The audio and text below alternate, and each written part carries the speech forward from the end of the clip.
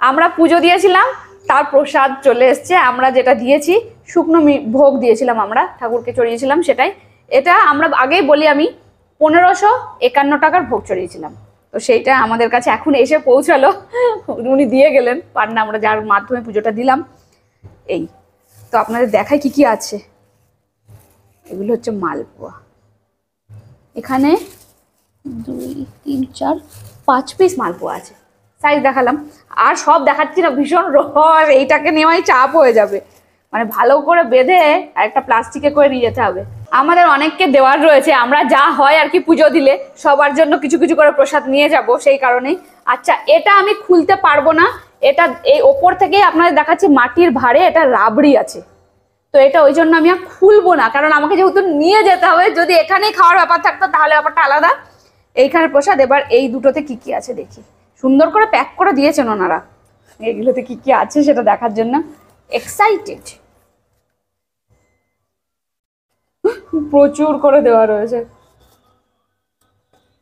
অল্প একটু যদিও হবে না।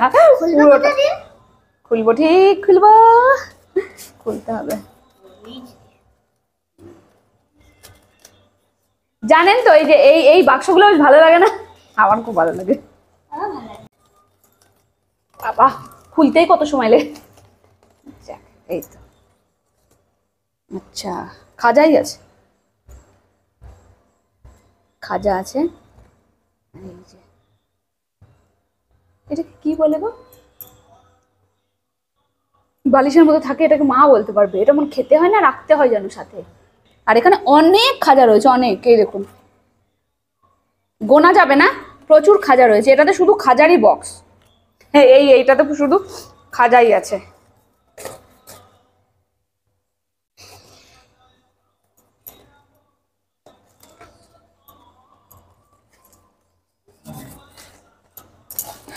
তুমি কিন্তু বাঁধবে, খুলছি আমি দিয়ে, এবার গোটাবে তুমি। হ্যাঁ, খুব সুন্দর করে প্যাক করে দিয়েছিল, আপনাদের সাথে শেয়ার করবো বলেই আমি খুলছি। তার কারণ এতটা দূর, বুঝতেই পারছেন ওনারা যেভাবে প্যাক করে দেন। তো একটা কথা আপনাদের সাথে শেয়ার করি, আজকে যেহেতু পূর্ণিমা, মানে মন্দির লোকে লোকারণ্য, প্রচন্ড ভিড়। আমরা 10:30 11টা নাগাদ গিয়েছিলাম। ছোট্ট একটা কথা শেয়ার করছি, যখন মূল মন্দিরে আমরা মানে জয় জগন্নাথ দেবকে দর্শনের জন্য ঢুকলাম, ঠিক আছে, তারপরে একটা সময় এত মারাত্মক অবস্থা হয়ে গেছিল। মেয়ে ছিল মিঠুনের কোলে আর আমি হচ্ছে মিঠুনের পেছনে।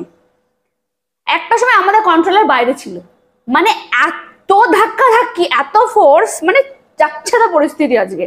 মানে এমন অবস্থা, আমি তো লিটারালি মানে দম বন্ধের মতো পরিস্থিতি। মেয়ে কাঁদছে, সব বাচ্চা বয়স্ক যারা গেছে সবারই একই পরিস্থিতি, শুধু আমাদের এমনটা নয়। তো তারপর আমি যখন চিৎকার করে উঠলাম যে ঠাকুর তুমি আমাকে বাইরের দিকে বেরোনোর পথ করে দাও, তারপরেই যেন মানে আস্তে আস্তে সমস্তটাই খুব শান্তিপূর্ণভাবে হয়ে গেল। মানে দর্শনটাও করলাম খুব ভক্তি ভরে। ওখানে যারা একদম সামনে থাকেন পান্ডারা, তার এখান থেকে আমরা তাঁত নিতে পারলাম, তারা আশীর্বাদ করলেন। আজকে আবার রং ছুঁড়ে ওনারা আশীর্বাদ জানাচ্ছিলেন। একদম সামনে থেকে দর্শন, সেটা একটা ভক্তি ভরে শান্তির মতো ওটা একটা হয়েছে এত ভিড়ের মধ্যেও। তারপরে আস্তে আস্তে আস্তে আস্তে ঠিক মতো আর কি সব নর্মাল হয়ে গেল, নর্মালাইজ হয়ে গেল ব্যাপারটা, ঠিকঠাক হলো। তারপর আমরা বাইরে বেরোতে পারলাম, আপনাদের সাথে একটু শেয়ার করলাম যে ঠাকুর দর্শন, মানে ওনারা বলেন না যে আমরা ঠাকুর দর্শন করবো, এটা কপালের ব্যাপার। ঠাকুর না চাইলে বোধহয় কিছুই হয় না। দেখি এটাতে কি আছে।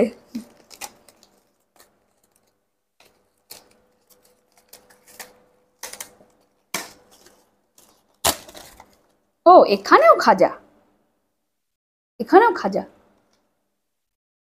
বুঝেছো? খাজা আর হচ্ছে রাবড়ি, মালপোয়া, এই হচ্ছে রয়েছে। তাহলে আপনাদের সাথে শেয়ার করলাম। আর যদি ভিডিওটা ভালো লাগে তাহলে লাইক কমেন্ট শেয়ার করতে একদম ভুলবেন না। তাহলে দেখা হচ্ছে আবার অন্য ভিডিও। তাহলে টাটা।